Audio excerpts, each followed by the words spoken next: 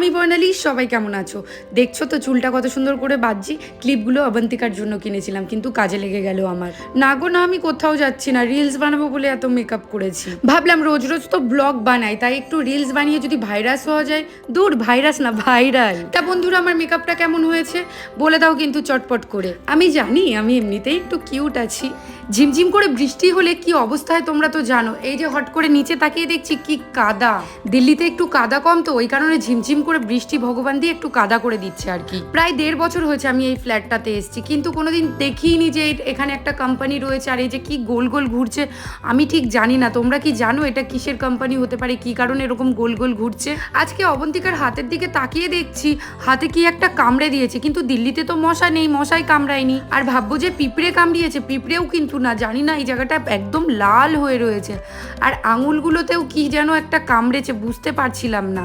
অবন্তিকা ঘুম থেকে উঠে যেতেই ওকে চেঞ্জ করিয়ে পাশের ফ্ল্যাটে একটু বেরু বেরু করতে নিয়ে গেছি, কারণ পাশের ফ্ল্যাটে অনেক বাচ্চারা থাকে, ওর সাথে বেশ ভালো খেলা করেও। প্রচণ্ডভাবে ইচ্ছে ছিল যে এই সরকারি স্কুলটার ভেতরে ঢুকবো, কেমন কি সেটা দেখতে। সত্যি স্কুলটা যে এত সুন্দর, আমার মনটা জুড়িয়ে গেল দেখে দেখে। যেমন এতটা খুশি হয়েছিলাম, কিন্তু মনটাও খুব খারাপ হয়ে গেল। স্কুল লাইফের কথাগুলো খুব মনে পড়ছিল। সত্যি এত ভালো লাগতো আমার স্কুল যেতে। আমি প্রত্যেক দিন স্কুলে যেতাম। এদেরকে দেখে মনে হচ্ছে বাপরে, এরা কত খুশিতে রয়েছে। এই লাইফটা আর ফিরে পাবে না বড় হয়ে গেলে ওরা। স্কুল লাইফের মতো সুন্দর লাইফ হতেই পারে না। আমি যখন স্কুলে পড়তাম তখন শুধু ভাবতাম স্কুল লাইফটা শেষ করে কবে কলেজে ভর্তি হব, কিন্তু স্কুল লাইফ যে এতটা সুন্দর এই বড় হওয়ার পরে বুঝতে পারছি। আমি আমার স্কুল লাইফটাকে ভীষণভাবে প্রচণ্ডভাবে মিস করি। তোমরা কি এইভাবে মিস করো স্কুল লাইফটাকে? স্কুল আছে আর গাছ লাগানো থাকবে না? আমি বেশিরভাগ স্কুলে দেখেছি স্কুলের সামনে গাছ লাগানো থাকে, প্রচুর গাছ লাগানো থাকে। এই স্কুলটাতেও তাই। বাচ্চাগুলোকে দেখে এত মন খারাপ হচ্ছিল, কিন্তু আমরা তো আমাদের স্কুল লাইফ ছেড়ে এসেছি, তাই না? রথ দেখা আর কলা বেচা শুনেছো তো, কথাই আছে। আমিও কিন্তু আজকে সেই কাজটাই করেছি, রথও দেখেছি আবার কলাও বেচে এসেছি।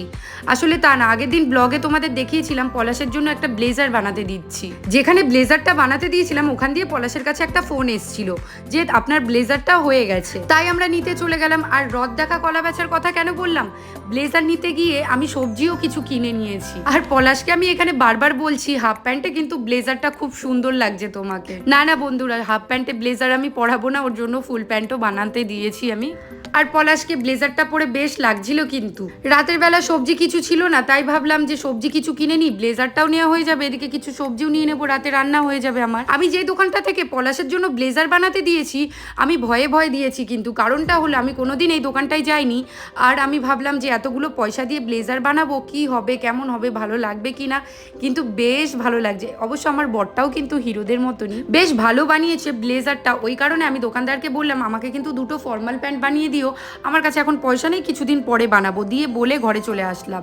আর এদিকে সামনের ফ্ল্যাটের মেয়েটা অবন্তিকার সাথে খেলছে ব্যালকনিতে বসে। ভিডিওটা ভালো লাগলে লাইক, কমেন্ট, শেয়ার করে দিও। ওকে, বাই।